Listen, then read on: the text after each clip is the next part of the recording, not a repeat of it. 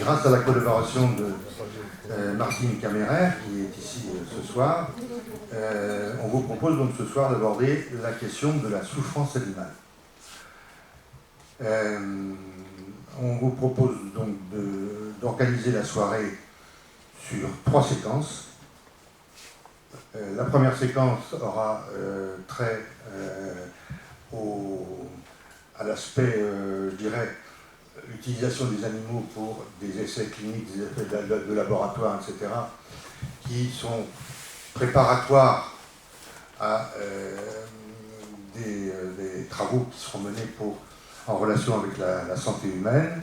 Le deuxième aspect sera plus sur les questions alimentation-élevage, donc sur les questions d'élevage à proprement parler et d'abattage. Et puis la troisième séquence, ce sera sur les questions de l'utilisation des animaux dans des activités de loisirs. Alors, vous n'avez plus de support pour le micro, c'est embêtant ça. Je peux tenir à la main.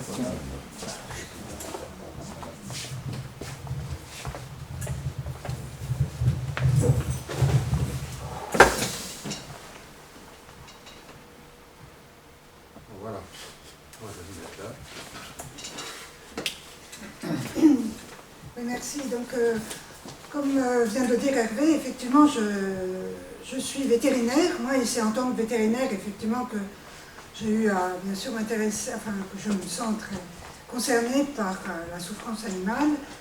Mais je ne suis pas une spécialiste du point de vue de mon secteur d'activité. Je suis professeure émérite à l'école vétérinaire de Nantes, donc pas loin de la Chapelle.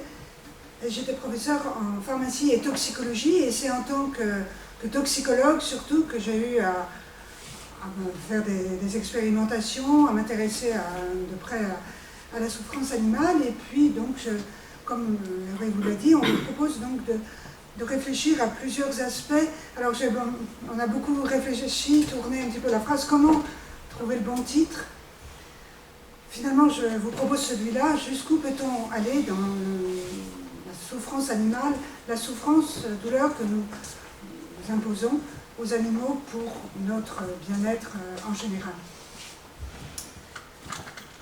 Alors, la domestication de l'animal, bon, ça remonte à des siècles et des siècles, et jusqu'alors, l'animal était vraiment considéré comme un outil, comme une façon, enfin, un produit alimentaire, un outil pour travailler. Et ce n'est que depuis quelque temps qu'on s'intéresse vraiment à sa souffrance, sa douleur, et qu'on se pose des questions sur est-ce qu'on a le droit de faire tout ça. Alors ça a commencé au 19e, ça s'est accentué au 20e, et puis c'est surtout, je pense que vous en avez tous conscience actuellement, depuis le début du 21e siècle, surtout que le débat est encore plus présent dans la société. Alors en fait, si on remonte vraiment au début du souci de la douleur, de la souffrance animale, on peut peut-être la chiffrer à la fameuse loi Grammont, dont vous avez sans doute tous entendu parler. C'était donc en 1850. Grammont, c'était un député, enfin un général d'une part, et un député aussi. C'est pour ça qu'il a pu plus facilement donc proposer cette loi.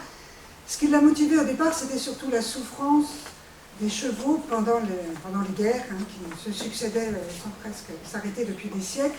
Et il a vraiment été ému par ces chevaux éventrés, maltraités durant la guerre. Et c'est ça qui l'a poussé à proposer une loi à l'Assemblée, une loi qui a en fait été bien édulcorée. Le texte qu'il avait prévu au départ était bien plus percutant que ça. Et voilà comment a commencé la fameuse loi Grammont. Une amende, effectivement, pour punir les mauvais traitements envers les animaux domestiques, mais c'était seulement publiquement. La loi a été restreinte à ce sujet, c'était seulement les maltraitances publiques. Par contre, chez soi, on a le droit éventuellement de maltraiter ces animaux sans qu'on aille vraiment voir ce qui se passe. Alors ça, la loi Grammont, c'est vraiment loin, on a fait de gros progrès quand même depuis. Et comme vous le dit Hervé, je vous propose d'aborder 3 domaines, il y en a d'autres plus pointus sans doute, mais 3 domaines pour lesquels on a besoin des animaux et on va jusqu'à les souffrances qui peuvent être importantes. Alors, la réflexion, effectivement, le débat qu'on peut faire après chacun de ces 3 chapitres, puisque c'est quand même des chapitres très différents, nous permettra de voir jusqu'où on peut aller aujourd'hui, quelles sont les questions qu'on doit se poser. Personnellement, bien sûr, je n'ai aucune réponse, je n'ai que des opinions personnelles, mais je vais essayer, avec quelques éléments scientifiques, de vous apporter aussi des éléments de réflexion. Alors, souffrance, douleur, quelle différence? Il y a des définitions plus précises, bon, je ne vous laisse pas présenter, je pense que on va comprendre, l'un et l'autre peuvent se dire finalement, on utilise nous-mêmes ces 2 termes pour nos propres sentiments, on va considérer que la douleur c'est quand même plus une approche médicale et physiologique, et que la souffrance intègre davantage la composante psychique du mal-être, mais finalement on ne va pas distinguer l'un et l'autre pour ce qui suit.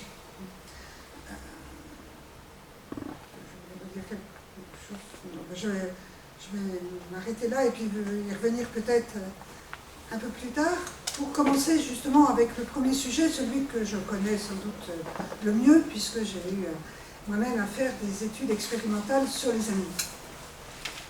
Alors on a besoin effectivement des animaux, on se repose sur les animaux pour nous protéger d'un certain nombre de risques. On va tester chez les animaux avant d'utiliser nous-mêmes les produits. Alors, il y a une série de produits réglementés par les textes européens et français, à commencer bien sûr par les médicaments. Aucun d'entre nous, je pense, n'imagine être prêt à recevoir un nouveau médicament préparé dans un laboratoire sans quelques précautions. Et ces précautions, malheureusement, effectivement, ça reste encore passé par des tests sur les animaux. Dans le même ordre d'idées, on a tous les produits phytosanitaires, les pesticides, n'est-ce pas, au sens d'abord de produits destinés à protéger les plantes. On va laisser le mot produits phytosanitaires, ça protège les plantes, alors les cultures, et puis les plantes dans le jardin. Alors que les biocides, ça comprend tous les produits qui sont destinés à tuer, comme le suffixe cide l'indique, qui sont destinés à tuer autour de nous, mais dans un domaine domestique. Donc par exemple, ce sont les antifourmis, les produits contre les moustiques, les antimites dans nos placards, mais également les désinfectants pour les mains, les produits pour traiter les toitures. Enfin, il y a une liste très longue, 14 catégories, je ne me trompe pas, 14 catégories de produits biocides. Et tous ces produits biocides sont réglementés avec un dossier toxicologique important, puisque ce sont des produits destinés à tuer des organismes que nous considérons comme nuisibles, et dont ils peuvent éventuellement, bien sûr, être dangereux pour nous-mêmes. Les additifs alimentaires également, sachez, les E302, etc., font l'objet de tests. J'oublie peut-être des catégories, mais de toute façon, il faut rajouter également toutes les substances qui sont visées par le règlement REACH. Je ne sais pas si vous avez noté ce qu'est ce règlement récent. Le règlement REACH signifie, l'acronyme REACH, Registration, Evaluation and Authorization of Chemicals. C'est-à-dire qu'il s'agit d'enregistrer, d'évaluer, d'autoriser toutes les substances chimiques avec lesquelles nous sommes en contact, avec lesquelles nous pouvons manger éventuellement ou autre. Et ça, c'est un règlement récent, 2007 seulement, mais c'est un règlement européen qui consiste à dire que tous les produits chimiques fabriqués par l'homme sont potentiellement dangereux pour l'homme et pour l'environnement, et qui doivent donc tous maintenant faire l'objet d'une évaluation toxicologique. Alors, outre les substances réglementées, ça signifie que n'importe quel produit que vous allez utiliser, qui sera fabriqué, donc qui sera à base de produits chimiques, devra être passé sous les fourches du règlement REACH, avec des niveaux d'exigence plus ou moins importants selon le tonnage et sa nature. Par exemple, les produits, je prends une bombe de lac, par exemple, une bombe de lac. Si vous lisez alors la bombe de lac, elle aura fait l'objet de quelques tests cutanés et autres pour être sûr que ça ne va pas irriter la personne qui s'en met sur les cheveux, mais le règlement REACH demande d'aller plus loin. Hein. Si on reprend l'étiquette de cette bombe héroise, il y a de l'alcool dénaturé, du diméthyléther, du propane, de l'aminométhylpropanol, du cyclopanol, etc., etc. Il y a une dizaine de substances. Chacune de ces substances va devoir passer dans le règlement REACH. Alors ça va prendre du temps, bien sûr. Je ne sais plus à combien de dizaines de milliers de substances on en est actuellement. Ça va prendre plusieurs années, mais sachez que donc tous les produits chimiques auxquels vous pourrez avoir accès, volontairement ou non, auront fait l'objet de tests toxicologiques à la fois pour l'homme et pour l'environnement aussi, parce que la préoccupation aujourd'hui, c'est également toute la contamination de notre environnement. Alors malheureusement, il faut faire appel à l'animal. Comment est-ce qu'on s'y prend? Et est-ce qu'on a le droit de le faire n'importe comment? Je vous rassure, donc sûrement pas. Mais la réglementation sur l'expérimentation animale, elle est relativement récente. Les premiers textes datent de 1984, si je me souviens bien. Il y a eu environ 30-50 ans. N'importe qui, en quelque sorte, pouvait tester l'administration de Coca-Cola dans son garage sur des animaux de laboratoire, s'il trouvait ça une administration intraveineuse, par exemple, ou autre, s'il pensait que ça avait un intérêt. Et le premier texte avait un double objectif, on a mis de l'ordre heureusement là-dedans, avait un double objectif. D'une part, il faut réglementer l'expérimentation animale, n'importe quel labo ne pouvait pas se targuer de faire des expérimentations sur les animaux. Il fallait qu'il montre qu'il soit fiable. Mais le deuxième objectif, c'était vraiment la protection des animaux. Et ça donc donne pas 84, mais 87. Le premier texte, c'est un décret de 1987 qui instaurait plusieurs choses.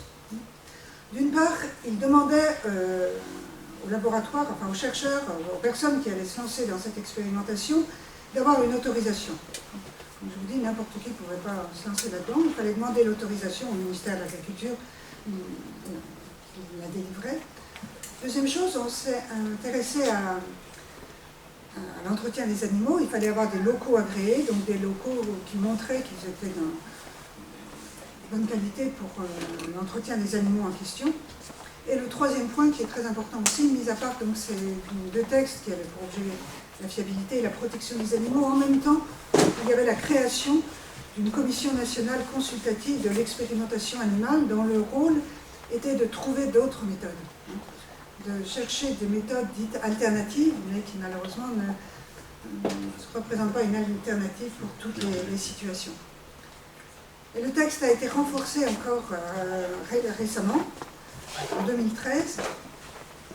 Et là, l'autorisation n'est pas accordée à un chercheur. On avait une autorisation, donc moi-même j'ai demandé une autorisation pour faire quelques essais, des essais auxquels je devais me plier, et je l'avais pour 10 ans, je crois.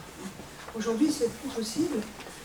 Chaque fois qu'on doit lancer une nouvelle étude, une nouvelle expérimentation, il faut redemander une autorisation qui est accordée sur avis d'un comité d'éthique. Donc vous voyez, on a introduit un comité d'éthique dans cette réglementation, et la notion d'éthique, de bien-être animal devient de plus en plus prépondérante pour les chercheurs. Moi-même, les tests que j'avais eu à faire, outre des tests sur des toxiques chez les animaux, je me souviens avoir participé à des tests sur l'encre Waterman, tout simplement pour vous montrer un petit peu l'intérêt. Parce que c'est vrai que quand vous mordillez votre stylo, pour chercher l'inspiration, il faut qu'on soit sûr que cette encre ne va pas porter atteinte à votre santé. Et malheureusement, il faut passer sur des animaux pour faire ça. Alors, un point essentiel, c'est qu'il n'y a aucune espèce animale que l'on peut considérer comme le bon reflet de ce qui va se passer chez l'homme. Les primates, pas plus, même souvent moins que d'autres. Aucune espèce ne réagit toujours comme l'homme, ou inversement. Et ça dépend vraiment, avec le recul, on se rend compte que parfois c'est le singe, effectivement. Alors, les primates sont encore nécessaires, ils sont très peu utilisés. J'avoue que je ne sais pas pour quelle raison on a fait des tests cutanés, il semble, sur ce petit singe. aujourd'hui, il reste encore utilisé pour tout ce qui concerne le système nerveux. Les médicaments, en particulier, pas systématiquement, je vous rassure, mais pour certains tests, ce sont les primates qui restent les meilleurs reflets du système nerveux chez l'homme. Mais sinon, c'est vraiment exceptionnel qu'on s'intéresse, qu'on s'appuie sur ces espèces aujourd'hui. Le chien reste encore, bien que ce soit vraiment un animal très proche de nous, hein. Ici, bon, il est simplement l'objet d'un électrocardiogramme. Le chien est, parmi les races de chiens, le beagle est particulièrement utilisé parce que c'est une race dans laquelle on va avoir des lignées très homogènes. On peut utiliser également le lapin qui a une peau extrêmement fine et le lapin sera préféré entre autres pour les tests cutanés quand il est nécessaire de passer sur le vivant. Mais au final, il y a une espèce qui paye effectivement un lourd tribut à toute l'expérimentation animale, ce sont les rats. Les rats sont effectivement des animaux qui vont se multiplier rapidement. On a besoin d'une espèce qui se multiplie vite parce qu'il faut un certain nombre d'animaux, et puis également qui propose des lignées très homogènes pour qu'il y ait le moins de variations possibles entre les individus. Alors, comme je vous le disais, maintenant il y a quand même une réglementation très importante sur les locaux. Les animaux doivent être élevés dans les meilleures conditions possibles. Alors, bien sûr, là, c'est une petite cage, hein, pas une petite boîte. Des boîtes, là, vous avez ici une animalerie rongeur, avec une série de boîtes sur les étagères. Ce que je veux vous montrer également dans ces photos, c'est à quel point maintenant c'est d'une haute technicité. Hein. Ici, ce sont par exemple une atmosphère contrôlée, une fenêtre qui ne s'ouvre pas, mais vous avez sur la table là, un hygromètre, un thermomètre. Enfin, toutes les conditions sont extrêmement contrôlées, bien sûr, pour limiter au maximum les facteurs de variation. Et puis surtout aussi, le personnel maintenant est formé, hein, doit passer différents niveaux de compétences.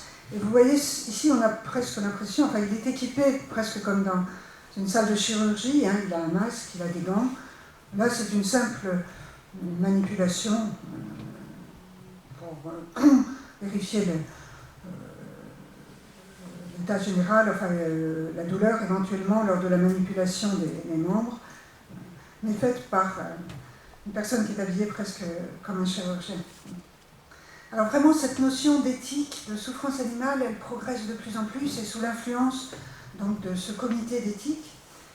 Et on vient maintenant également à la notion de point limite, qui est vraiment un petit peu la réponse à la question que je posais en introduction. Jusqu'où peut-on aller? Aujourd'hui, on considère en expérimentation animale qu'il y a des limites. Effectivement, qu'on ne peut pas aller jusqu'au bout de la souffrance et autres. On a introduit la notion de point limite. Le point limite dans une expérimentation, ce sont trois définitions, mais qui se rejoignent toutes les trois. La première, l'indicateur précoce sur lequel on se base pour décider de l'euthanasie, parce que c'est bien ça la question en expérimentation animale. Si l'animal souffre trop, eh bien l'idée c'est de ne pas le laisser mourir dans la souffrance, mais de les abréger par l'euthanasie. C'est la définition de l'OCDE, l'Organisation de coopération et de développement économique. La deuxième définition, qui est très voisine, ça vient de l'Organisation de protection animale canadienne, mais là qui va effectivement mettre en œuvre non seulement l'euthanasie, hein, comme le propose l'OCDE, mais également l'arrêt de l'expérimentation si on voit que l'animal souffre trop. Pour terminer, un chercheur qui propose un peu la même chose. Alors comment déterminer ce point limite? Où va-t-on s'arrêter? Alors, on peut mettre en avant, parallèlement à la définition de ces points limites, la règle des 3 R qui est maintenant imposée dans toute l'expérimentation animale. C'est le fondement de la démarche éthique en Europe et en Amérique du Nord. Les 3 R, il s'agit de réduire le plus possible le nombre d'animaux utilisés, si possible de remplacer, chaque fois que ce sera faisable, de le remplacer par des méthodes alternatives, Et puis le dernier R, raffiné, bon, c'est un terme qu'on peut prendre de différentes façons, mais là, il faut le prendre dans le sens où il s'agit de faire un protocole le plus élaboré possible pour diminuer les souffrances potentielles. Avoir un protocole non pas grossier en quelque sorte, mais qui prenne réellement en compte le plus possible la souffrance qui pourra survenir. Et si je reviens là maintenant sur le point limite, comment va-t-on apprécier la douleur sur les animaux d'expérience, sur les rats en particulier? On utilise beaucoup plus le rat que la souris, parce que la souris c'est trop petit. Un rat ça pèse 100 à 500 grammes, enfin en moyenne 200 grammes. Ça permet une observation un peu fine, alors que la souris c'est 20 grammes, c'est minuscule et c'est beaucoup plus difficile d'approcher, enfin de faire une observation très fine. Mais l'un et l'autre sont ceux sur lesquels bien sûr on va tester les produits en question en première intention. Alors on peut apprécier la douleur déjà par des signes physiologiques, parce que la douleur c'est effectivement une réaction physiologique, et c'est ça que je voulais vous dire en entrée, effectivement. La douleur, c'est une défense de l'organisme, n'est-ce pas? Si ça n'existait pas, si on n'avait pas la douleur, on laisserait notre main sur la plaque de cuisson et elle serait brûlée. Donc c'est une façon de se défendre, et donc l'organisme réagit à une stimulation douloureuse par différentes fonctions physiologiques, donc la tachycardie, c'est-à-dire l'accélération cardiaque, l'accélération de la respiration, la sécrétion d'un certain nombre d'hormones. Donc on va pouvoir suivre la douleur chez les animaux d'expérience par ça. On va le suivre également par une appréciation fine de son comportement. Voilà des modifications comportementales qui peuvent refléter effectivement une douleur de la part des animaux en question, une baisse d'appétit bien sûr, un animal plus calme qui ne bouge pas normalement, des plaintes, les vocalises, c'est un terme qui signifie donc les plaintes, les gémissements. Et puis il y a également l'observation, encore une fois, l'observation fine de l'animal, et l'expression faciale, même sur ces animaux, peut refléter la douleur. On peut ainsi la chiffrer. Voici quelques exemples. Alors, c'est très difficile sur les photos de le voir, mais le personnel bien formé à cela peut chiffrer la douleur sur une souris, vous voyez, minuscule, en observant ses yeux. Bon, là, vous avez la note 0, hein, la souris est en forme, elle ne ressent aucune douleur, et on va pouvoir la chiffrer à la façon dont elle ferme un petit peu ses yeux, dont elle présente son nez, bulge, excusez-moi, j'ai un doute, je ne sais pas ce que ça signifie. Et son gonflement, voilà. Plus le gonflement des joues également, la position des oreilles, des vibrisses. Vous voyez, on cherche maintenant à déceler les premiers signes de douleur chez les animaux. Et à ce moment-là, de voir si on a atteint le point limite, ou s'il faut, ou si on peut aller plus loin. Alors tout ça est effectivement très choquant, bien sûr, pour le public, mais malheureusement, je crois que, on va donc en discuter dans votre débat, il semble très difficile de se passer des essais in vivo sur les animaux vivants. Alors bien sûr, les méthodes alternatives, ça existe, et il y a vraiment, comme je vous dis, c'est réglementaire, c'est constitutif à la création de tous les organismes qui contrôlent l'expérimentation animale. Il y a actuellement de gros efforts de recherche en la matière. On peut imaginer plusieurs niveaux. Alors déjà, quitter l'animal, le vertébré, et s'intéresser, ou même l'animal pluricellulaire, aux micro-organismes. C'est vrai que du coup, les études de génotoxicité, c'est-à-dire la mutagénèse, les mutations qui peuvent survenir, et qui sont un premier signe, le premier départ souvent d'un cancer, ça se fait aujourd'hui sur des bactéries, on ne fait pas ça sur des animaux vivants, bien sûr. Certains tests sont proposés sur des invertébrés, pour lesquels effectivement on a quand même assez peu de pitié, mais vous reconnaîtrez qu'entre l'hydre d'eau douce et nous-mêmes, il y a un grand fossé à franchir. Alors bien sûr, tout le monde nous parle de culture cellulaire. Pourquoi prendre des animaux et pas simplement des cultures?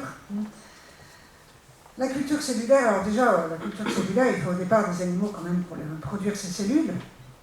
Mais c'est vrai qu'après, on peut travailler sur les cultures. Le problème, c'est que ces cultures vont assez vite, elles vont rester vivantes longtemps, hein, dans des boîtes de pétri et autres, elles peuvent rester vivantes longtemps, mais elles vont perdre leur différenciation. C'est-à-dire que ça va devenir des cellules banales. Les cellules de foie vont perdre les caractéristiques de ce qui se passe dans le foie, et les cellules intestinales pareil, et au final, donc, on aura des cellules peu représentatives de ce qui va vraiment se faire. On peut utiliser des cultures d'organes, effectivement. Donc là encore, un organe, un estomac, un cœur peut vivre, entre guillemets, enfin, un cœur peut battre dans un bocal, c'est pour simplifier pendant quelques temps. Mais ça reste une simplification réductrice. Il faut là un animal au départ. Alors c'est vrai que les cultures d'organes, c'est particulièrement... Enfin, il y a quand même des domaines où c'est satisfaisant. On pense en particulier à tous les tests cutanés. Les cultures de peau, là, ça permet vraiment de refléter ce qui va se passer sur la peau. Et il est très rare maintenant qu'on ait besoin de faire appel aux animaux pour tester les produits dont on redoute les effets dermatologiques. Pour les yeux également, alors bien sûr, il fut un temps où on mettait les produits dans les yeux des lapins, et on mettait dans l'œil gauche, et puis on comparait avec l'œil droit dans lequel on mettait rien. Pour ça, c'était source de souffrance sûrement terrible. Aujourd'hui, c'est terminé ça, et en récupérant des yeux à l'abattoir, on peut refléter effectivement la bonne tolérance des yeux de la plupart des produits chimiques. Alors l'œuf embryonné, ça aussi c'est un organisme vivant, hein, c'est-à-dire l'œuf vivant, l'œuf fécondé, l'œuf de poule, hein, dans lequel on laisse se développer un peu l'embryon. On va pouvoir faire des tests dessus. Mais malgré tout, bien sûr, tout ça est quand même très loin de ce qui se passe chez nous. Et en particulier, ça chante, dire, hein, toute la partie trajet. Si au final, on peut dire effectivement, le cœur à son début, c'est vraiment le cœur tel qu'il est chez nous, enfin, c'est vraiment notre cœur, ou un cœur un voisin, pardon.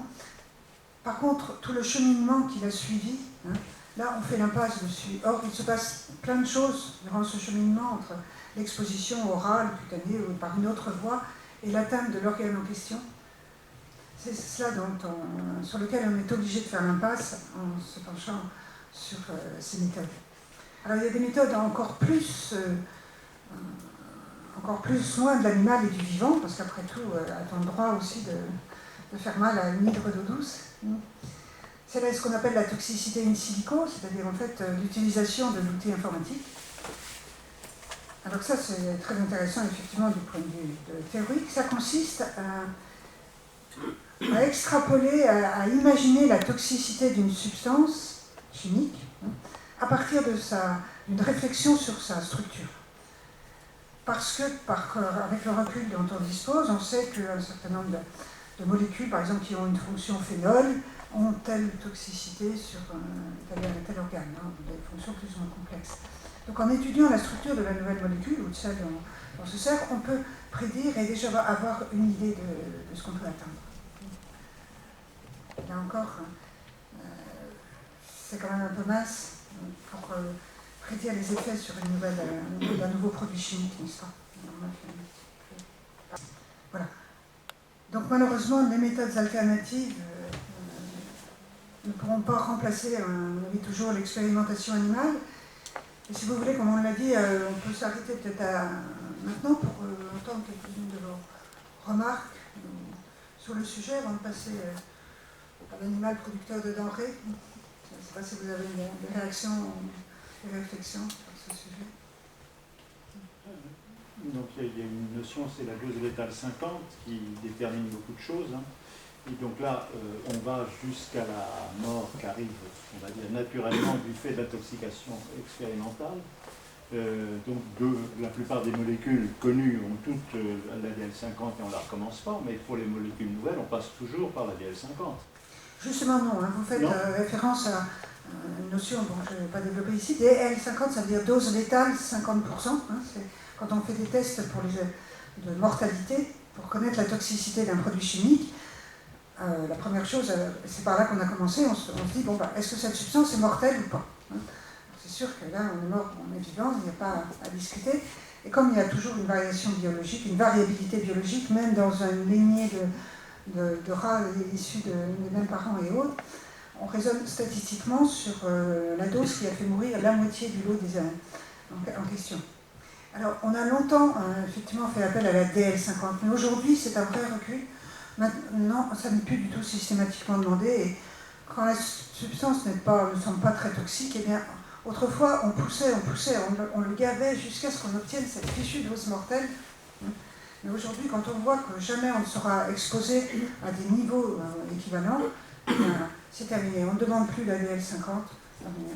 Si ça peut vous rassurer, vous voyez, il y a vraiment un mouvement qui va jusque-là et on teste une dose. L'idée, c'est d'être vraiment le plus près de la réalité. On estime pour supposons une nouvelle substance, ou même simplement le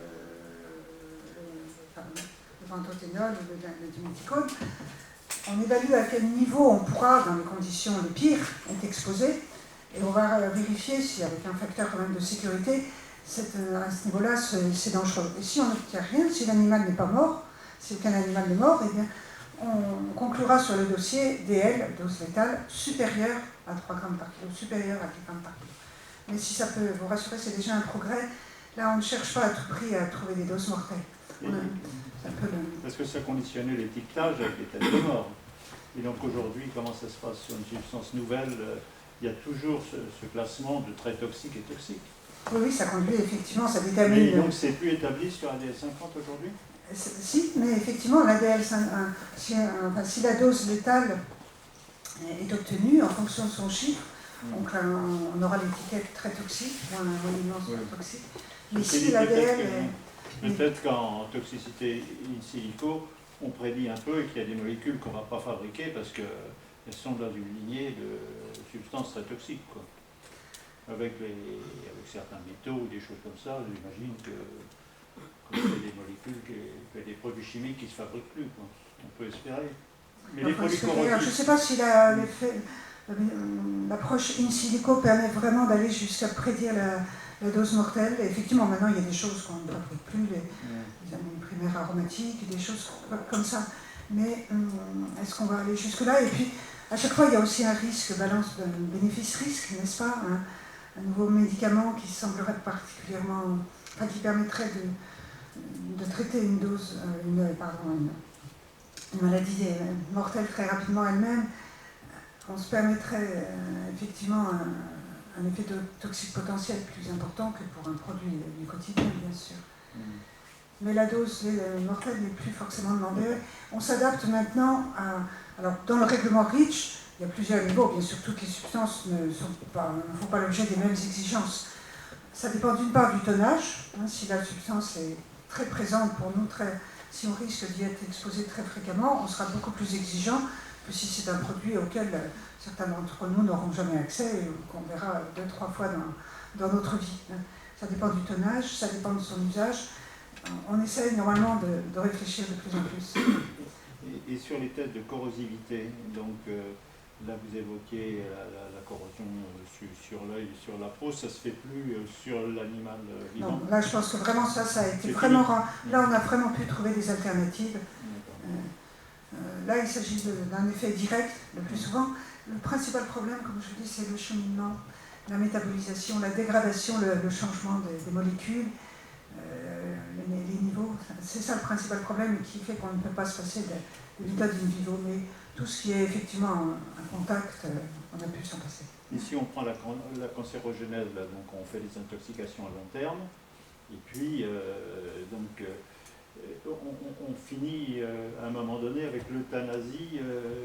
Alors tous les animaux normalement qui font l'objet d'études expérimentales sont tous euthanasiés. Oui, à terme, j'entends bien, mais pour déterminer, puisque le cancer va arriver avec une latence qui n'est pas définie à l'avance. Il y en a qui sont assez rapides, il y en a d'autres qui sont sur des semaines ou des mois. Alors je ne sais pas trop comment on extrapole avec les petits animaux, si ça va plus vite que chez l'homme. Alors pour les études de cancérogénèse, comme vous le dites, comme vous le savez, le cancer peut mettre plusieurs années chez l'homme avant de se manifester vraiment. Donc ce sont des études longue durée également chez l'animal. On utilise essentiellement des rats pour ça et on les expose pendant 2 ans. Un rat, ça vit à peu près 3 ans. Donc ça fait quand même les 2/3.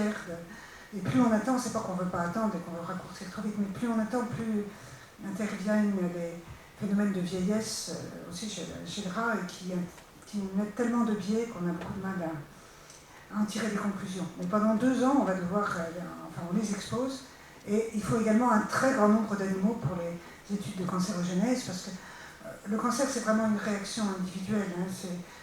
On n'a pas des épidémies de cancer, on a une grande variabilité dans pourquoi certaines personnes présentent un cancer, d'autres non. Alors bien sûr, maintenant, il y a des choses bien connues comme le cancer du poumon et la cigarette, mais même dans ces conditions-là, il y a des grands fumeurs qui, fort heureusement pour eux, beaucoup ne présenteront pas de cancer. Il y a vraiment une grande sensibilité individuelle, donc il faut un très grand nombre d'animaux, et ça pèse très lourd, effectivement, dans l'expérimentation animale. Pour pouvoir tirer des observations, il faut tester non pas une dizaine de rats, mais plusieurs centaines, effectivement.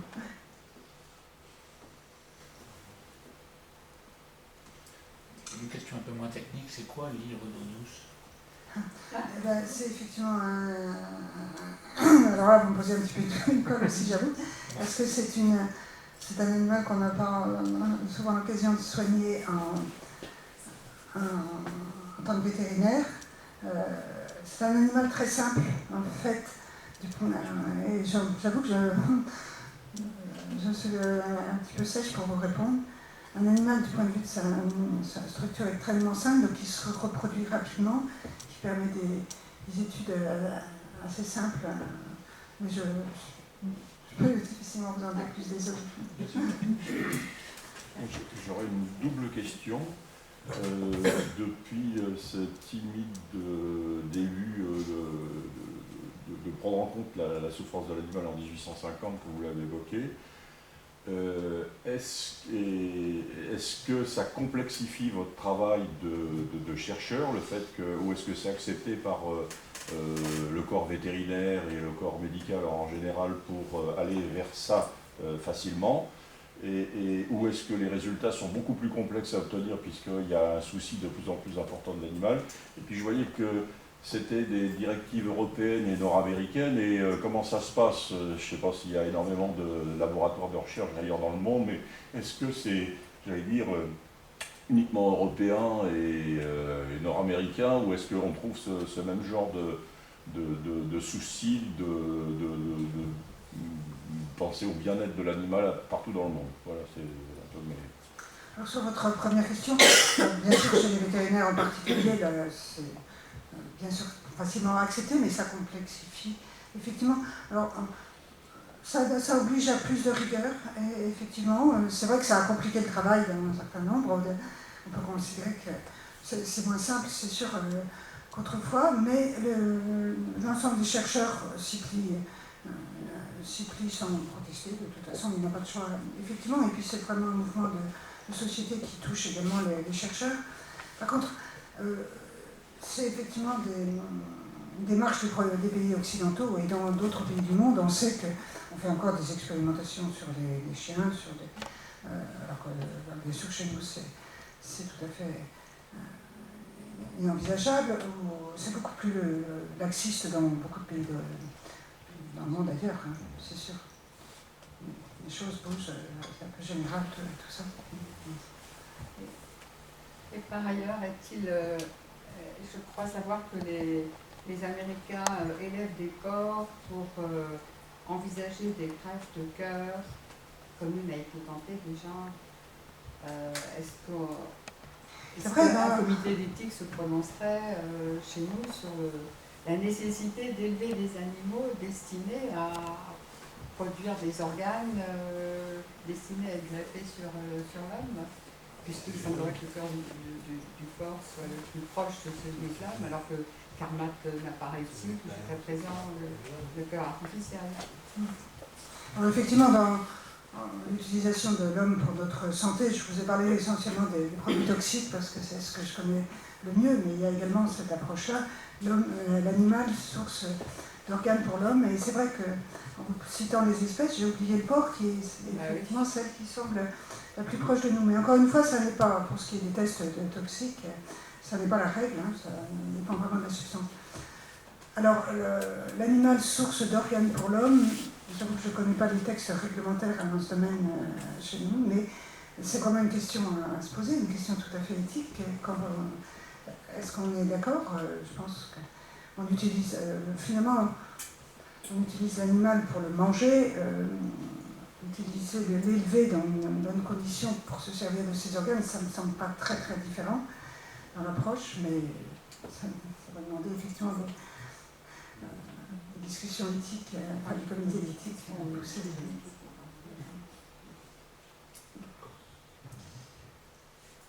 Si vous voulez, on peut passer au deuxième aspect, l'animal que nous mangeons ou que nous faisons travailler. Les deux sont un petit peu la même chose. Alors là, il y a deux questions qui peuvent se poser. D'une part, comment la souffrance qu'on peut leur imposer dans nos conditions d'élevage, d'entretien.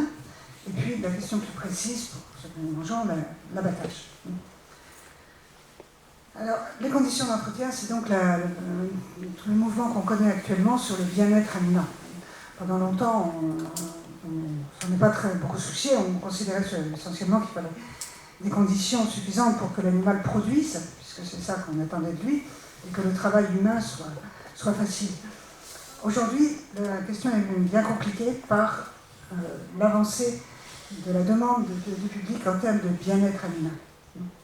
Donc il y a une définition de l'ANSES. L'ANSES, c'est l'Agence nationale de sécurité sanitaire et environnementale. Donc, comme c'est l'ANSES, c'est l'agence française qui s'occupe donc de notre santé, enfin des questions de santé humaine et environnementale, et qui a donné cette définition. Donc il s'agit d'un état, et là, non seulement physique, la douleur en sens physiologique, mais mental également, et qui introduit vraiment des notions nouvelles, en particulier la satisfaction des besoins physiologiques et comportementaux, ainsi que de ses attentes. Vous voyez, ça ouvre vraiment des champs là, presque philosophiques. Alors en fait, bon, ça a quand même été un petit peu codifié par les 5 libertés. Voilà, le bien-être animal, ça se définit par 5 caractéristiques qu'on a appelées des libertés, qui sont les suivantes, donc on peut reprendre, qui sont mises et qu'on peut reprendre les unes après les autres. Bon, alors, la première, absence de faim, de soif et de malnutrition. Bon, ça, c'est pas un très grand progrès, puisque c'était quand même, on peut penser que jusqu'à présent, la plupart des éleveurs, bien sûr, ont un souci de bien-être vis-à-vis de leurs animaux, mais là, on leur demande vraiment d'aller plus loin. Alors, bien sûr, tous les éleveurs, normalement, essayent que les animaux n'aient pas faim ni soif, ni soient malnutris, parce qu'ils vont moins bien produire, de toute façon. Donc ce premier point est assez facile à comprendre. Ensuite, on va introduire la notion de peur et de détresse, donc pas de souffrance psychique, c'est déjà plus difficile à évaluer. Pas de stress non plus, alors le terme stress, c'est vraiment très galvaudé, mais un stress physique ou thermique, donc là, des points un peu précis, il ne doit pas souffrir de chaleur torride en été, d'avoir trop de gelée en hiver. L'absence de douleur, là au sens physiologique du terme, et de maladie, c'est-à-dire qu'il faudra soigner les animaux malades, un animal malade devra forcément être soigné.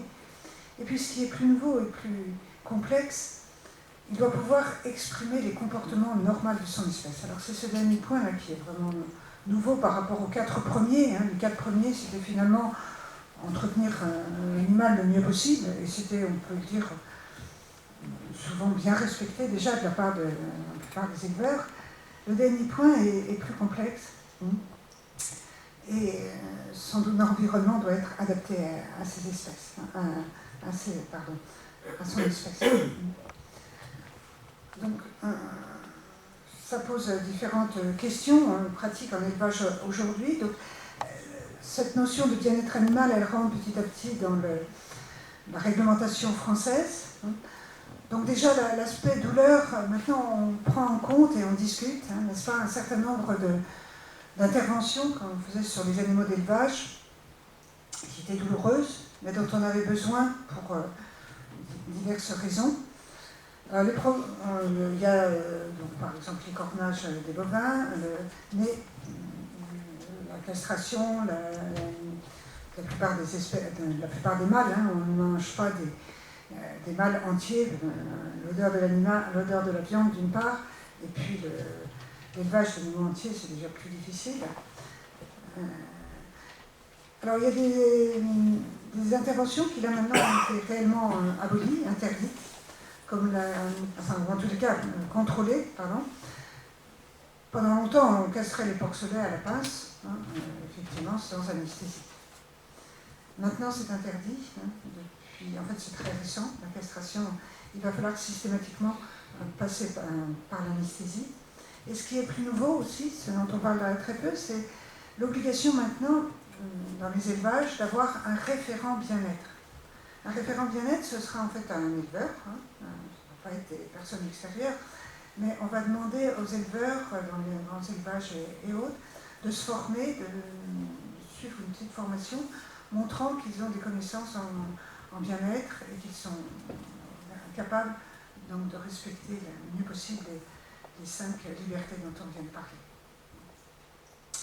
Il y a eu également ce fameux décret sur les broyages des poussins. Vous voyez, toutes des choses qui sont très récentes, puisque cette notion de bien-être, qui remonte maintenant, effectivement, plusieurs années et autres, à la fin du XXe siècle, mais le temps que ça rentre dans les textes, qu'on prenne vraiment des mesures, ça prend un peu de temps, mais vous voyez, ça s'accélère. Hein.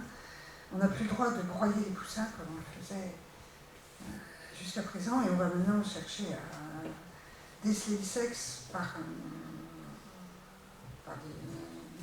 observation de l'œuf pour ne garder effectivement que les poussins femelles le plus souvent. Voilà, donc plusieurs interventions là, qui vont toutes dans le bon sens. Il y en a une autre là, qui s'approche des poules en cage. Hein. Donc c'est vrai que pendant un certain temps, on a élevé des poules vraiment dans des conditions de surpopulation hein,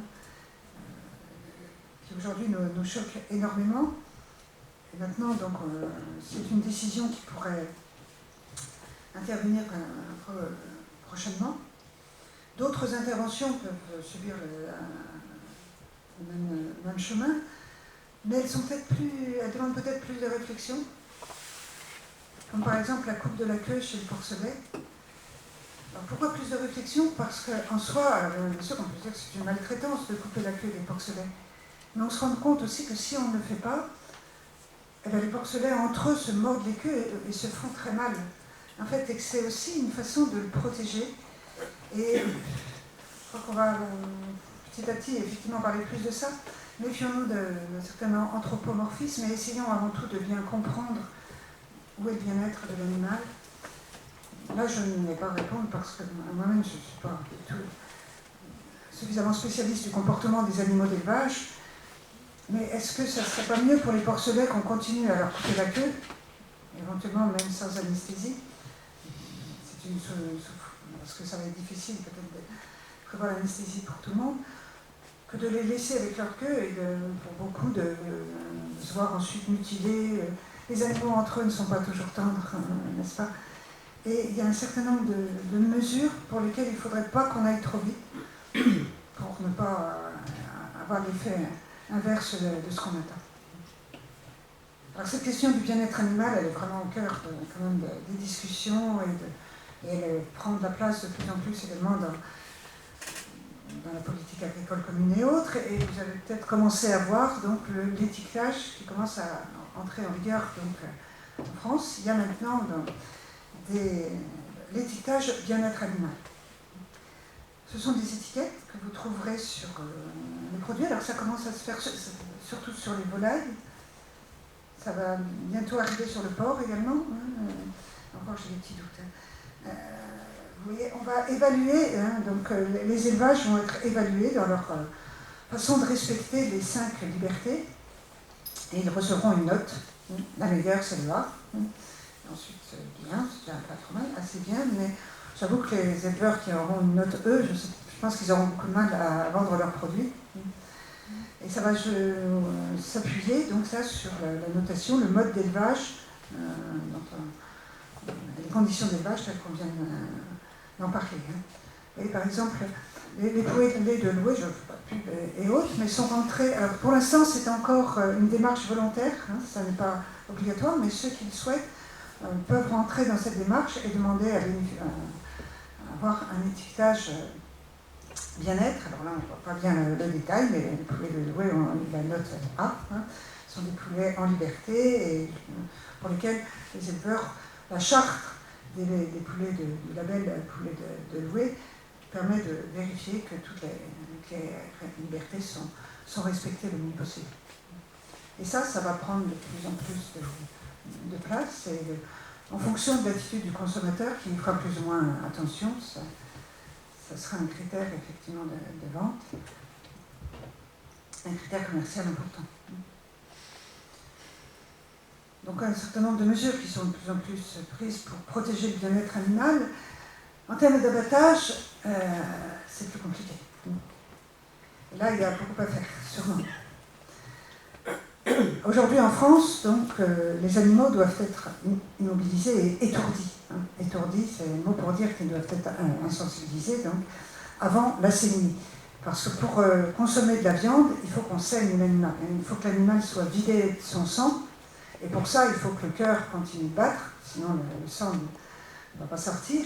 Donc que l'animal soit toujours vivant, si on part pour un principe que le cœur qui bat, c'est un animal vivant.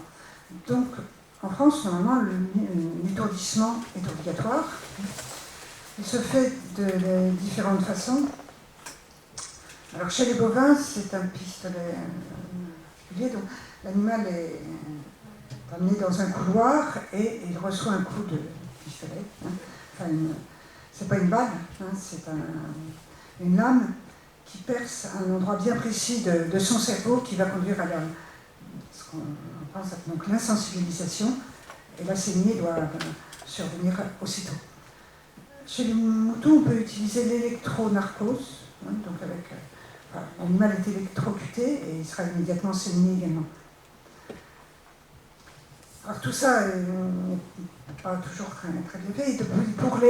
Pour les porcs, c'est plus une atmosphère riche en gaz carbonique, c'est une asphyxie, une perte de connaissance liée à l'asphyxie. Pour les volailles, on les plonge alors elles sont électrocutées également, mais pas comme le mouton, parce que c'est trop petit, on ne peut pas faire volaille par volaille. Elles sont plongées dans de l'eau dans laquelle circule un courant électrique. Et elles sont immédiatement électrocutées. Le problème, c'est que pour les plonger dans ce bain, en général, on les suspend par une patte, par deux pattes, mais la phase préalable, elle, est seulement source de souffrance. Et là, on voit la notion d'abattage lui-même, qu'on essaye donc de rendre le moins douloureux possible, mais il y a toute la phase préalable, l'arrivée dans le couloir, le stress. Alors, tout ça, normalement, est quand même, je vous rassure, je sais que tout le monde sait qu'il y a des failles, que ça n'est pas parfait, mais c'est quand même, sur le papier, fait le mieux possible, c'est-à-dire que l'arrivée doit se faire en douceur, l'animal ne doit pas être stressé, il doit être accueilli paisiblement. Il y a toute une série de textes qui précisent comment transporter l'animal, l'accueillir à l'abattoir, faire vite, pour qu'il ne stresse pas et qu'il ne s'angoisse pas pendant de longues heures. Mais tout ça reste bien sûr encore difficile et comme le disent diverses associations de protection, L214 par exemple, en particulier bien sûr, qui est peut-être excessif dans sa façon de procéder sur un certain nombre de points, mais il faut lui reconnaître effectivement de jouer le rôle de lanceur d'alerte sur le fait que ça n'est pas toujours fait dans les conditions telles qu'elles devraient. Alors il y a L214 et des associations du même genre, mais il y a également d'autres organismes qui sont préoccupés. En particulier, je voudrais vous parler de l'OABA, bien sûr. L'OABA, qui s'appelait initialement, c'est une association qui s'appelait initialement l'œuvre d'assistance aux bêtes d'abattoir. Les bêtes d'abattoir, c'est une façon de s'exprimer qui remonte au XXe siècle, au milieu du XXe siècle même. Aujourd'hui, cette façon de s'exprimer choque un petit peu le public sans doute. Donc, très récemment, l'acronyme a été remplacé par l'amélioration du bien-être animal et la protection des animaux de l'élevage à l'abattoir.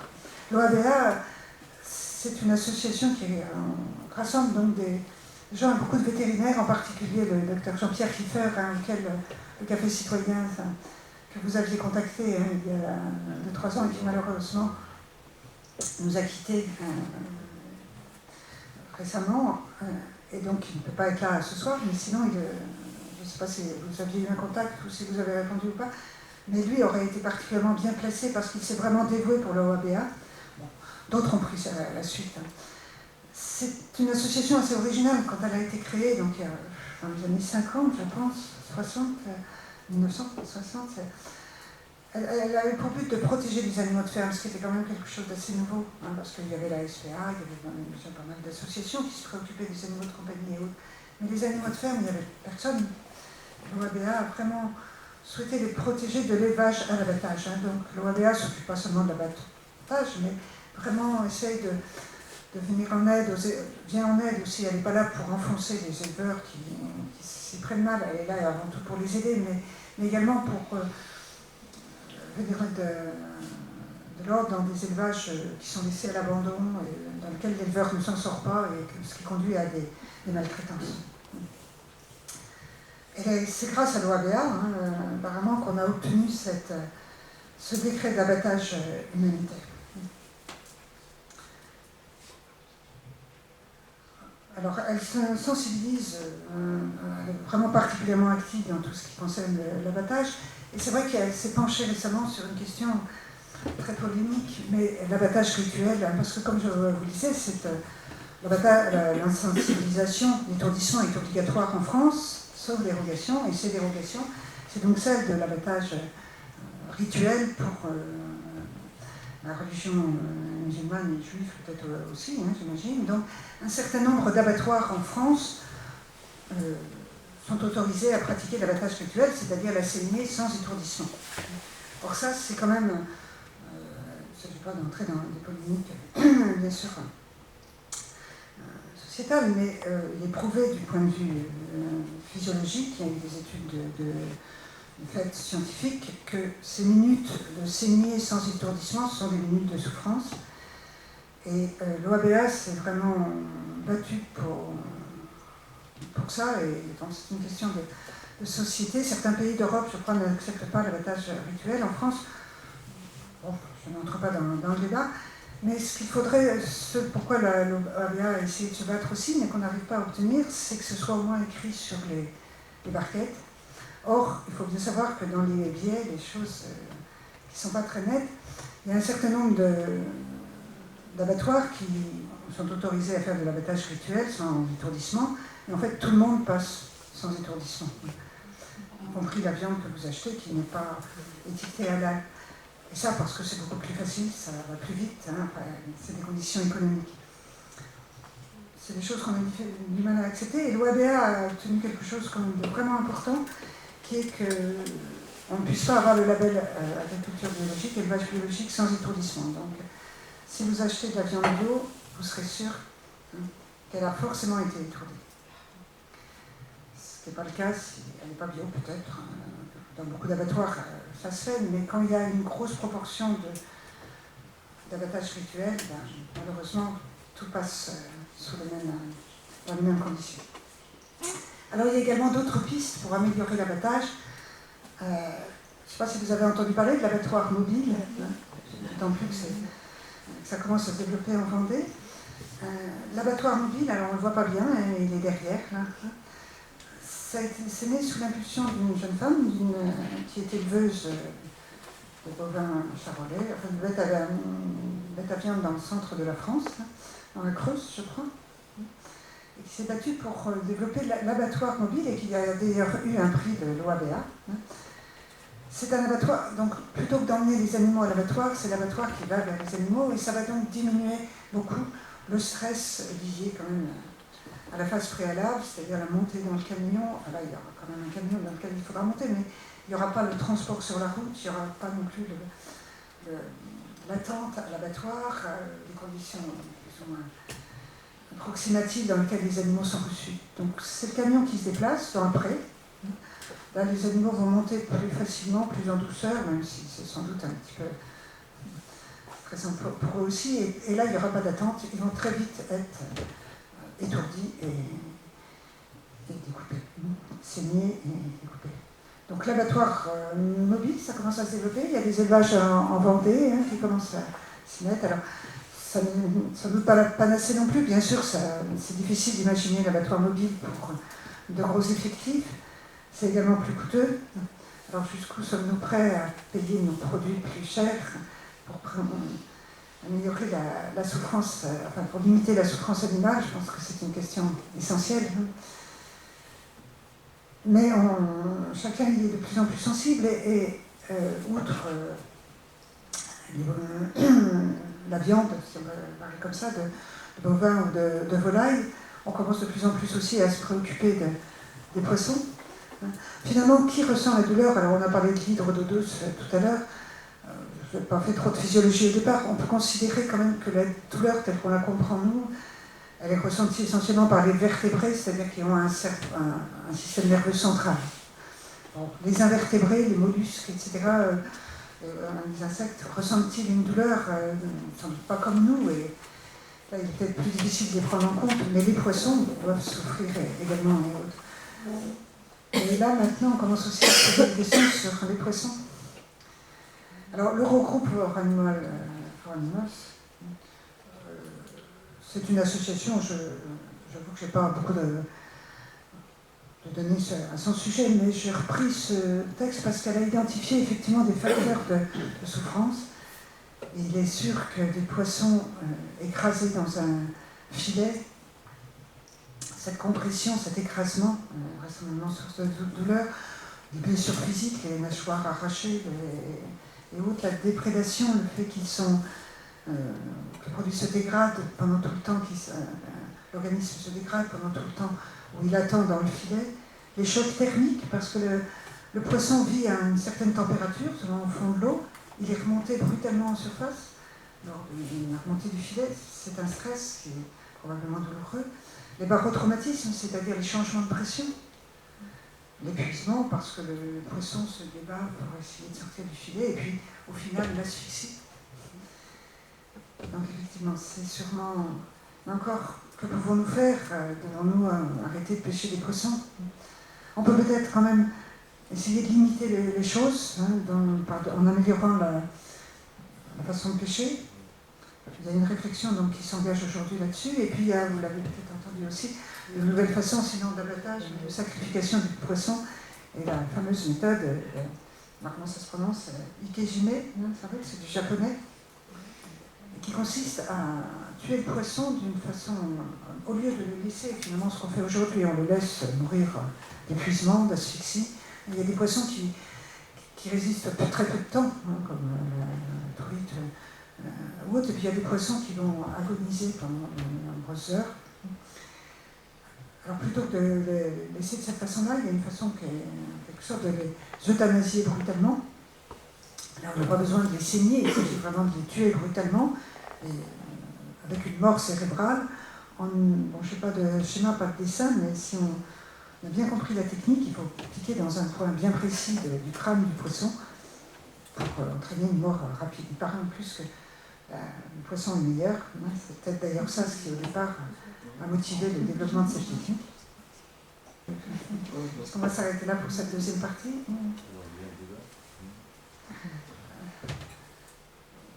Si certains d'entre vous sont déjà végétariens, ce que vous en pensez? Il est sûr de toute façon que du point de vue écologique, en tout cas, nous allons devoir réduire notre consommation de viande, mais ça va chercher loin si nous arrêtons les animaux d'élevage, si nous arrêtons l'élevage des bovins, en particulier, que vont devenir nos prairies, c'est la fin des prairies, et puis comment ça va très loin du point de vue écologique, comme vous le savez sans doute. Donc en fait, les équilibres écologiques reposent sur les cycles biogéochimiques, c'est-à-dire le passage de la terre, des éléments du sol dans la plante, qui sont mangés par les herbivores, qui sont ensuite mangés par les carnivores, qui sont mangés par les détritivores. Du coup, ça revient à la terre et le cycle reprend.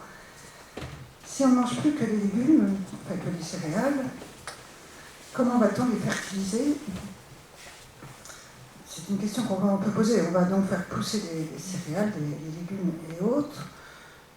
On n'utilise plus les animaux, qui sont donc les animaux sauvages, en petite population, hein, puisque la cohabitation est difficile. Donc, on va faire des engrais chimiques, parce que sinon on n'aura jamais assez à manger. Alors que si on continue d'utiliser l'élevage, la bonne façon de faire, à mon avis, c'est proposé également par différents agronomes ou écologues actuellement, c'est de refaire un élevage lié au sol. Lié au sol dans le sens où les bovins mangent ce qui est cultivé dans l'exploitation et rapportent ensuite leur déjection qui permettent de faire le cycle à l'échelle de l'exploitation. Ce qui n'a pas de sens aujourd'hui, c'est effectivement de nourrir les vaches françaises avec le soja au Brésil, hein, puisque les déjections de nos vaches ne vont pas retourner au Brésil. C'est artificiel. Donc, consommer moins de viande, mais revenir à un élevage lié au sol qui, et grâce aux déjections animales, fertiliser les plantes, ou alors reprendre nos propres déjections, je ne sais pas. Mais ça pose une question beaucoup plus vaste que le simple respect de la vie animale. Je ne sais pas si tu as des remarques. Je vais vous faire une remarque complémentaire de ce que vous avez dit tout à l'heure. Moi, j'ai un oncle qui faisait de l'élevage intensif donc de cochons. Et donc, il 40 ans, 50 ans, il était dans les premiers. Et dans les premiers, ils ont coupé la queue des cochons. Et la queue des cochons, ils l'ont coupée pourquoi? Parce que les cochons étaient sur des clayettes. Ils étaient à peu près à un étage, sur 2 étages et 3 étages, c'était à peu près 150 porcs, les uns collés auprès des autres. Et donc ils pissaient, ça tombait, mais ils mangeaient au fur et à mesure. Et comme ils mangeaient au fur et à mesure, quand ils avaient faim, ils se touchaient et ils mangeaient l'aspérité qui était la proche d'eux, c'est-à-dire la queue. Donc ils se dévoraient jusqu'à la mort. Donc il a été obligé de couper les queues. Et c'est pour ça que vous ne trouvez plus de cochons avec des petites queues qui bouchonnaient. Et ça remonte à 40 ans à peu près. Ah oui, c'est pour ça qu'effectivement, on peut, en croyant bien faire, on peut au contraire faire plus de mal. Et donc, et pour continuer sur la pêche, on peut pêcher raisonnablement. Moi, je suis un pêcheur, on pêche raisonnablement. Mais aujourd'hui, par exemple, j'ai pris un silure. J'ai pris un silure de 1 mètre, 1 mètre 10, et je l'ai tué. C'est ça, la pêche individuelle. Je l'ai tué. Je l'ai tué parce que ces silures, ce sont des destructeurs de poissons, et de toutes sortes de poissons. Toutes sortes de poissons et des herbes. Donc les silures, il ne faut pas les laisser, c'est des destructeurs. Et donc on l'a tué tout de suite. Et donc je l'ai tué tout de suite, mais quelqu'un est venu le ramasser. Un monsieur qui faisait des comment on appelle ça, de la viande sur confit chinoise. Il a ramassé. Oui, au niveau individuel, je pense qu'il est assez difficile de respecter. La pêche. C'est vrai que la pêche, il faut faire très attention, puisque vous regardez sur l'herbe, parce qu'on connaît tous l'herbe, il y a deux pêcheurs professionnels qui sont sur l'herbe, ils mettent des filets, mais ils mettent des filets à l'année. Et sur les filets à l'année qu'ils mettent, par exemple, aujourd'hui, ils sont venus relever les gros poissons qu'il y avait dedans, mais ils ont laissé les petits. Et les petits, si vous voulez, pour nous les pêcheurs, c'est un non-sens, puisqu'ils laissent les petits, mais c'est pour attirer les gros. Donc les gros, il n'y en a pas sur le reste du cours d'eau, puisqu'ils sont tous à côté pour venir manger ces... Et donc c'est aussi de la pêche destructrice. Mais c'est la pêche destructrice faite par les 2 pêcheurs professionnels. Et tout ça, nous on n'a pas le droit de pêcher un brochet qui fait plus de 50 cm, on n'a pas le droit de pêcher un black de plus de 30 cm et un centre de plus de 40 cm. Mais quand on les pêche, on les remet à l'eau. Parce qu'ils ne sont pas à la taille. Tandis que eux, non, on les trouve sur les marchés. Oui, les conditions ne sont pas les mêmes. Les conditions ne sont pas les mêmes. Il y a quelques comprendre, c'est sûr. Je propose de terminer avec le 3e aspect. Là, ce sera peut-être plus facile de régler les problèmes. Sur la pêche industrielle, enfin, on voit les filets dérivants, enfin, les bateaux-usines japonais ou autres, etc. Je veux dire, qu'est-ce qu'on peut envisager pour que cette pêche soit plus respectueuse, puisque... Là, je ne sais pas si c'est forcément uniquement une question de bateaux-usines et autres. Là, le problème des bateaux-usines et autres, c'est plus un problème d'épuisement de la ressource. En termes de techniques de pêche, finalement, elles sont un peu toutes pareilles. Et c'est le fait je pense de rassembler des poissons qui s'écrasent dans un filet, qui sont sortis de l'eau brutalement et autres. Je ne sais pas si la pêche artisanale est forcément meilleure pour le bien-être des poissons. Enfin, elle n'est pas pire, sûrement, mais là, ils sont un petit peu tous au même niveau. Comment peut-on améliorer ou diminuer la souffrance des poissons? Comment la prendre en compte? Comment est-elle ressentie exactement? On a plus de mal, bien sûr, à s'identifier à un poisson. Ah oui, ça crie pas, enfin, il crie peut-être, mais nous on les entend pas, donc c'est pas comme un animal, un porc, un bovin ou une poule. Donc je me dis, comment on peut diminuer ça? Je ne m'étais jamais posé la question avant ce soir, finalement. Donc, c'est bien fait de venir. Qui émerge depuis peu, là, qui est très récent, qui complique encore la tâche. C'est le filet, quoi. C'est le filet, si on fait plus de pêche filet, il y a une autre forme de pêche. La pêche électrique, c'est pas seulement un problème de souffrance des poissons, c'est aussi de destruction de tout ce qui vit. Les filets qui raclent le fond, les filets dérivants qui pêchent pour leur compte. Oui, et puis de toute façon, bon, la prédation, le fait de manger les animaux, ça en soi, c'est indispensable à la nature et au fonctionnement normal de la planète. Alors, est-ce que l'homme doit se mettre au même niveau? Est-ce qu'il peut se passer de manger des animaux?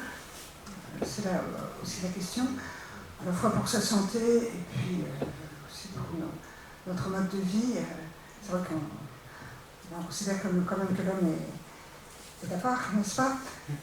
Mais sinon, tous les prédateurs, les carnassiers, heureusement qu'ils mangent des animaux, et honnêtement, c'est parfois très cruel, et les animaux doivent souffrir terriblement quand on les dévore.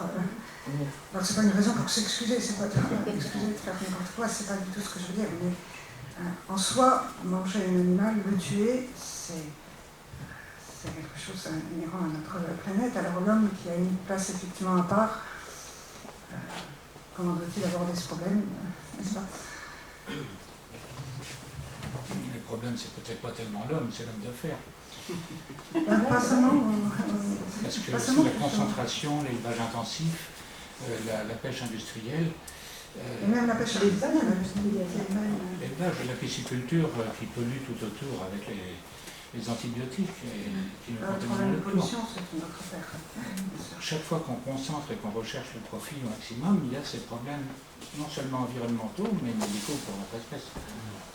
Oui, ça, la question de la méthode industrielle dans toutes les productions animales, c'est une autre... c'est un petit peu distinct quand même, parce que même des méthodes artisanales peuvent, sur la question de la douleur et de la souffrance, peuvent être très influencées aussi.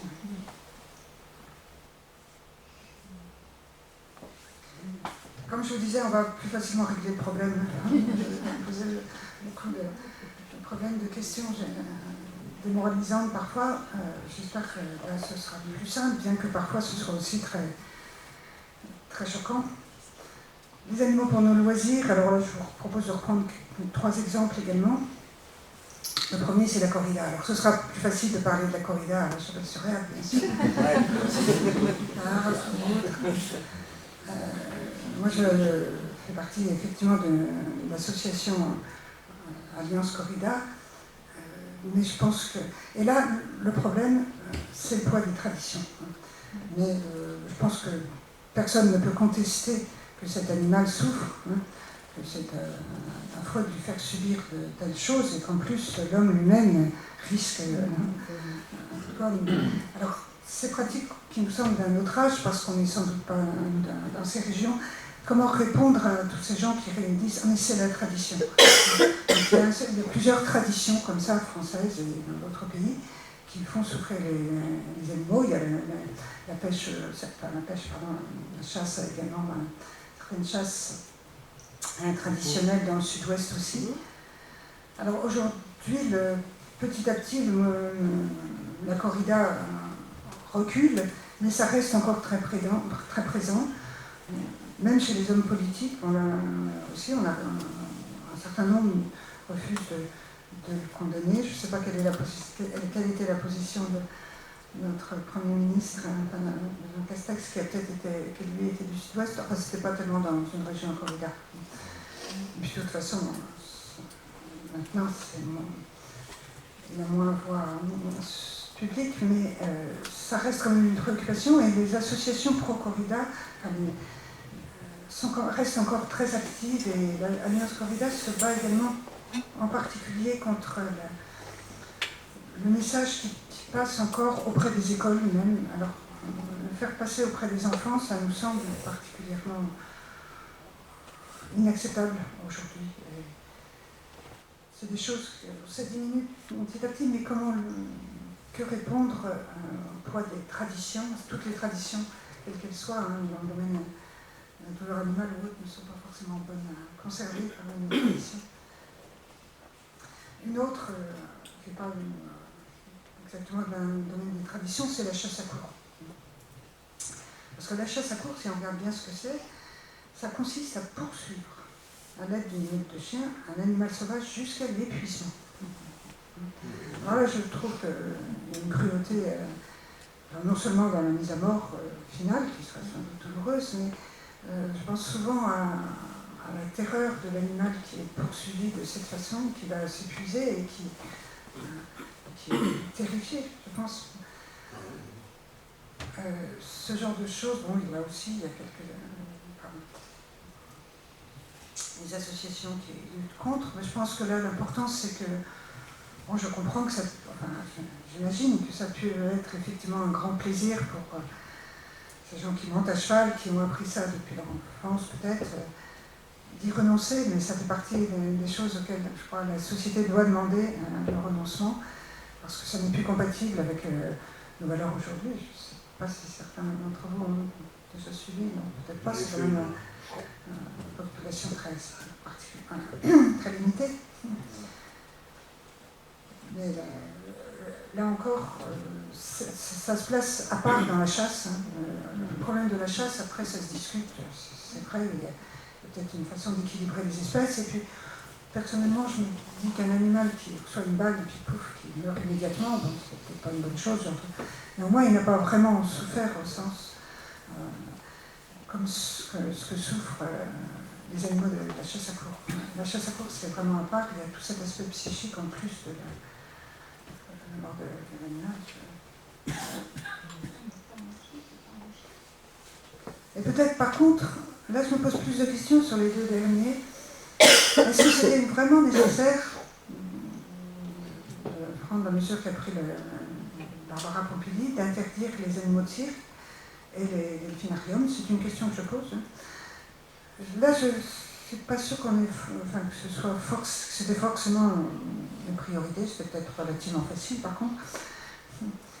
Et je vous propose simplement de relire ce paragraphe qui vient d'une association de défense des cirques de famille. Alors, c'est vrai quand même que... Je vais vous la prendre plus raccourcie. Selon cette association, alors d'une part, il est vrai que c'est pas si simple. Ce ne sont pas des animaux qu'on est allé chercher normalement en Afrique ou en Asie, enfin ailleurs. Ce sont des animaux qui sont tous nés en captivité. Alors on dirait que ça ne change rien au fait que ce serait mieux de les laisser dans la nature. Je pense aussi qu'on ne peut pas obtenir des choses d'animaux. Vous êtes d'accord si vous avez un chien, un chat et autres, en le brutalisant et en le faisant souffrir. S'il nous obéit, c'est plus souvent quand même parce qu'il a une relation de confiance avec son dresseur. Alors c'est pas pour excuser tout ça, moi je voudrais juste me poser des questions et me dire que là on met peut-être un peu le pied dans l'anthropomorphisme, avec en particulier la notion de liberté.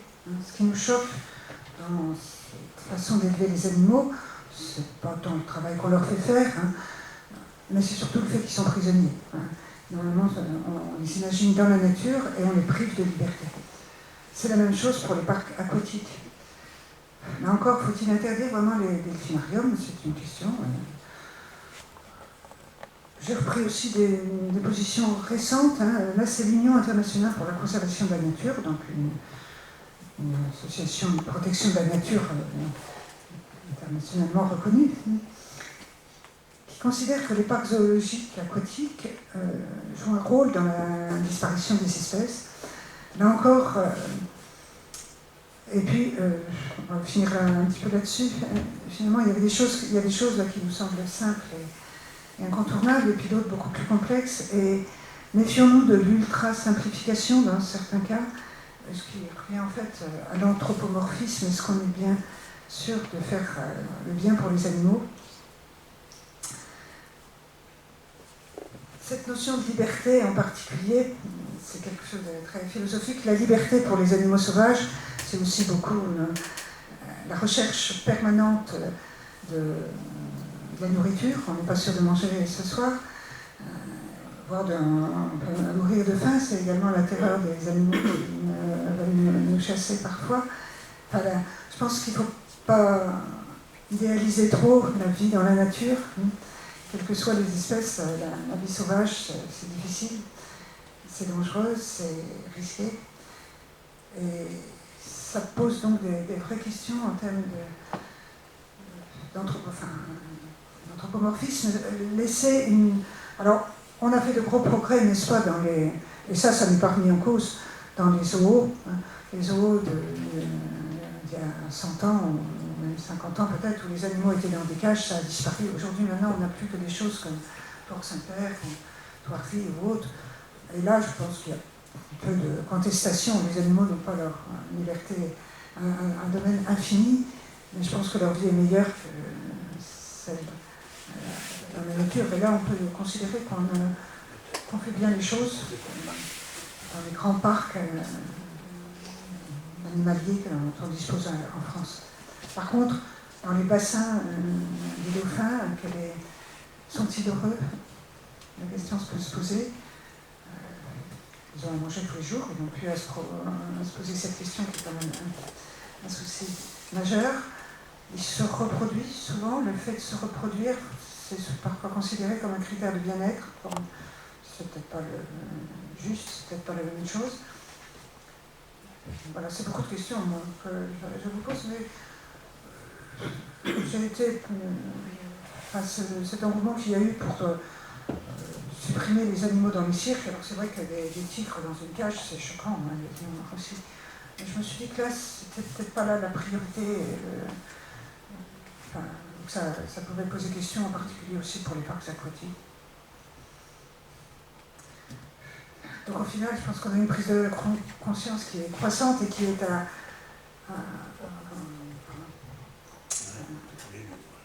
une bonne chose, le terme m'échappe, pardon, qui est tout à notre honneur, qui est à l'honneur de l'homme de se pencher maintenant sur la condition animale et d'essayer de faire moins souffrir les animaux. J'ai repris deux ouvrages bien connus, Mathieu Ricard, Francis Olivier Gisbert avec tous les co-auteurs, mais il nous faut maintenant faire attention à un certain anthropomorphisme et puis à rester quand même aussi proche de la nature possible. Enfin, tout ça pose beaucoup de questions auxquelles il est difficile de répondre de façon simple. Voilà, je ne voulais pas y répondre de toute façon, juste vous proposer quelques éléments de réflexion. Je ne sais pas si vous avez des remarques sur ce dernier point. J'ai juste une question, je crois qu'il y a une ancienne élève de l'école Veto qui a fait sa thèse sur l'évaluation du bonheur des, je ne sais plus si c'était des cétacés, mais de mammifères marins dans... À Port-Saint-Père, justement. Oui. Et puis du coup, est-ce qu'il peut y avoir des associations qui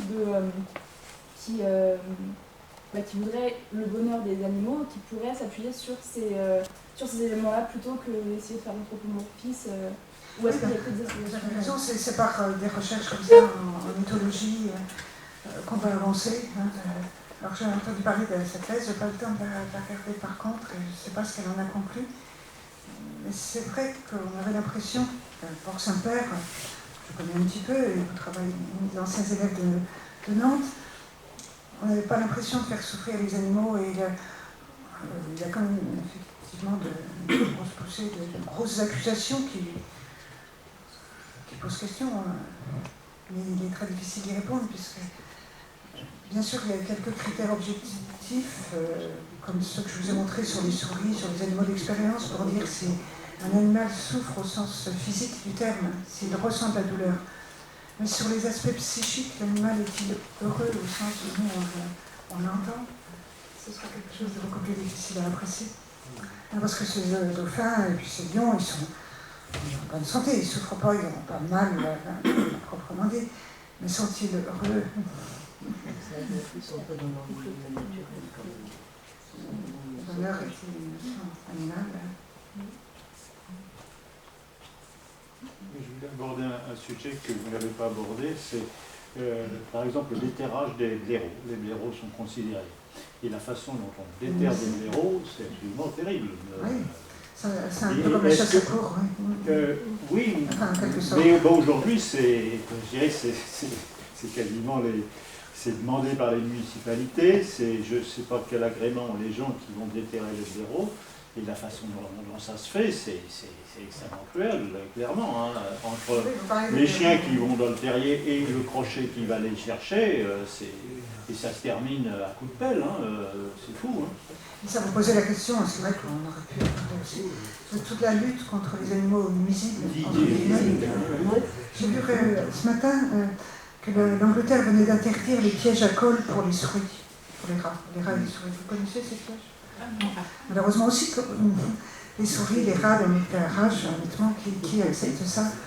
Et pour les détruire, on a soit des poisons, soit maintenant, vous trouvez aussi des pièges à colle. L'animal, il n'y a pas de produits chimiques, c'est mieux pour l'environnement. Il se colle à une colle tellement puissante qu'il s'épuise, il meurt. Et ça vient d'être interdit en Angleterre parce que c'est jugé trop cruel. Et toute la lutte contre les nuisibles, effectivement, c'est pour ça que le coup de fusil, c'est sans doute moins. C'était les ragnes de fusil, et donc on utilise des poisons qui font sûrement souffrir, des colles, ou alors le déterrage des blaireaux, tout ça est affreux. Mais sommes-nous prêts à accepter les nuisibles, entre guillemets, hein, aucune espèce n'est nuisible au sens écologique du terme, mais vis-à-vis de la vie de l'homme, effectivement, il y a un certain nombre d'espèces avec lesquelles on ne peut pas cohabiter. Puisque vous parlez des Anglais, j'ai l'impression que ce peuple est composé de nombreux supporters d'une reine et de pas mal de snobs, dont certains ont fondé une société de chasse au renard au XVIIe siècle. Ils se réunissent une fois par an, ils mettent des habits rouges, ils soufflent dans les trompettes ou des trucs par le bambou, enfin des clairons ou autre chose, et ils partent à cheval pour chasser le renard. Et depuis le XVIIe siècle, ils en ont tué un parce qu'un cheval avait marché dessus. Voilà des chasseurs qui me plaisent. Mais bon. Parce qu'on ne va pas chasser toujours que pour la viande, de moins en moins d'ailleurs, mais pour tout ce qui est autour, et ça relève autant de l'ethnologie que de... Oui, les traditions et les coutumes. La tradition, c'est autre chose. Hein. Vous parlez de la tradition. Pour la tauromachie, la Catalogne l'a interdit depuis quelques années déjà. Alors, en Catalogne, mais pas dans d'autres régions d'Espagne. Et en France, c'est pas encore. En France, il y a des limites quand même. La réflexion est plus avancée en Espagne qu'en France. Hein. En France, à la fois plus c'est un petit territoire, mais c'est. Alors, je ne sais pas quelle est la situation en Espagne, parce que vous dites qu'elle est plus avancée. Alors, la Catalogne est interdite, mais dans d'autres régions d'Espagne, c'est encore bien plus. Non, mais le débat, oui, mais le débat est très vif. La réflexion. Je ne connais pas du tout l'Espagne. Alors qu'en France, c'est. En France, c'est difficile, hein, et essentiellement pour des problèmes électoraux, hein, si on peut dire. Les municipalités ne veulent pas prendre des arrêtés. L'argument de la tradition. En France, on avait bien les enfants qui travaillaient à 5 ans dans les mines. Exactement. Je trouve que c'est très intéressant parce que ça fait une charge en moins pour les parents. Les traditions ne sont pas bonnes à garder.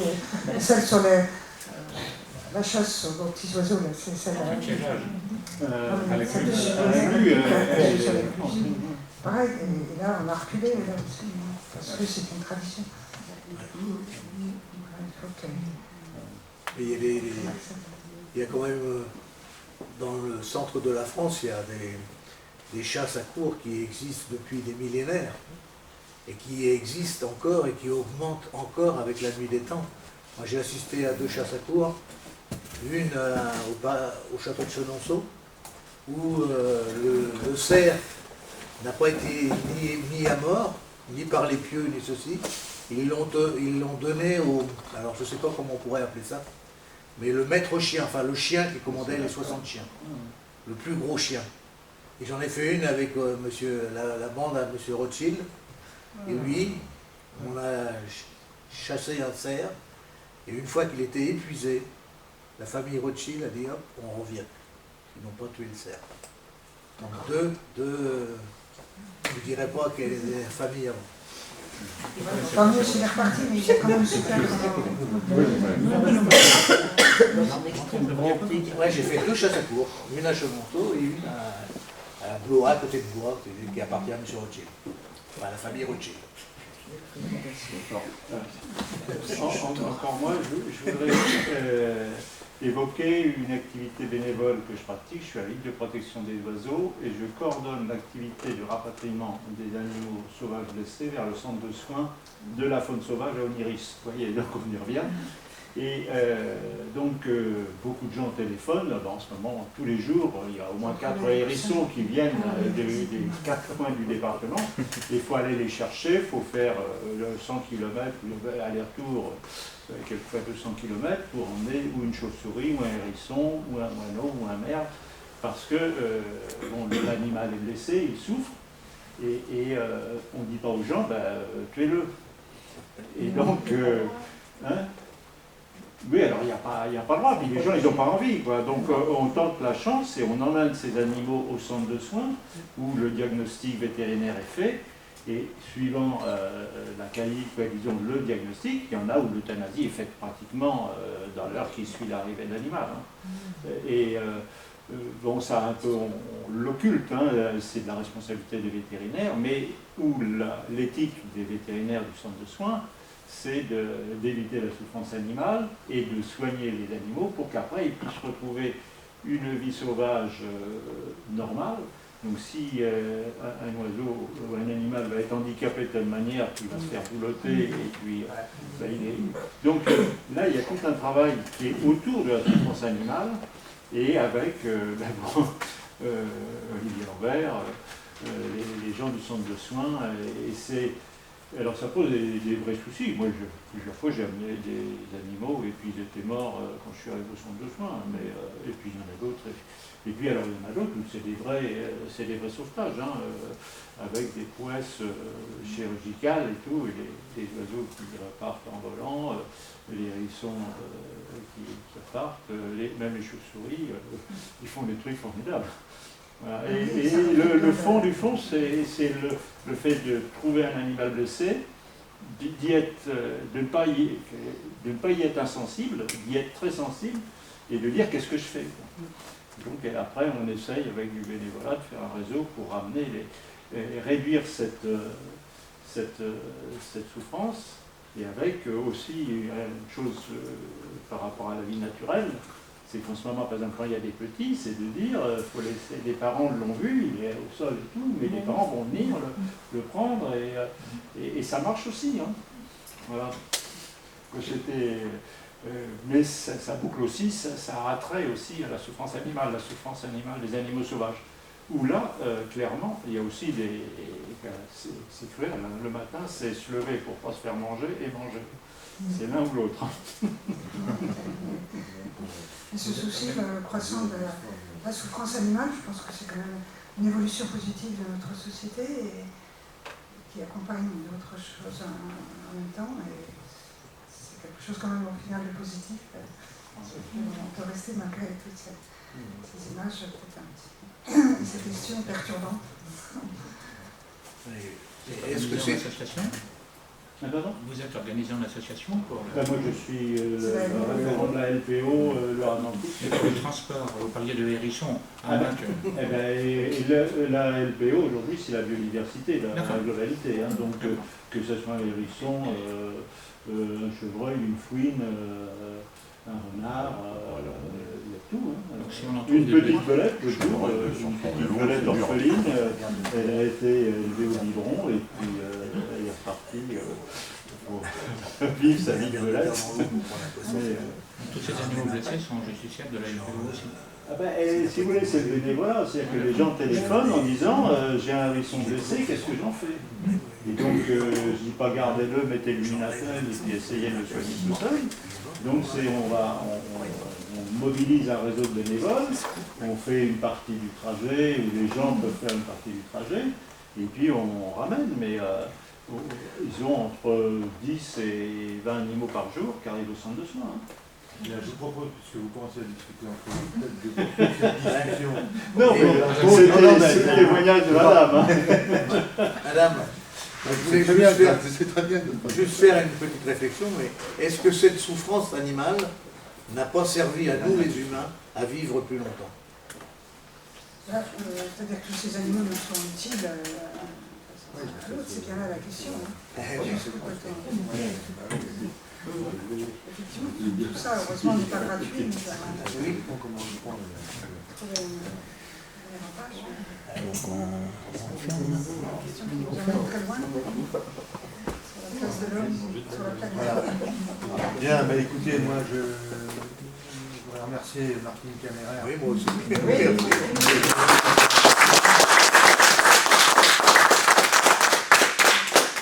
Un champ très vaste. C'est vraiment très intéressant. Pas encore assez vaste, on a très évoqué synthétique. d'autres Non, mais points. c'est vrai, dans une soirée, Plein de questions, j'espère que ça vous a Et on a ouvert plein de questions aussi. C'est quelque chose pour faire baisser l'évolution. Et en même temps, ça pose des questions philosophiques, comme vous l'avez dit, éthiques et philosophiques. Et peut-être que du coup, nous, ça nous incite à avoir des prolongements à cette première approche pour peut-être approfondir certains des thèmes que vous avez abordés. Ce sont des choses dont on va parler de plus en plus dans notre quotidien. Oui, voilà. Bon, et qui engagent en particulier notre comportement de consommateur. En particulier, sommes-nous prêts à payer un peu plus, alors là je parle bien sûr pas des personnes dans le besoin, mais autres, à renoncer à certaines choses pour bénéficier à les éleveurs afin de préserver la santé. Enfin, le bien-être. Sur des bornes aussi.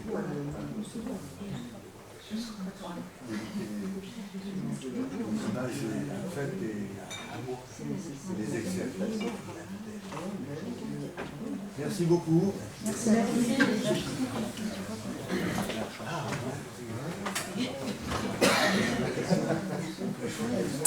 Méfiez-vous s'il y a un hérisson.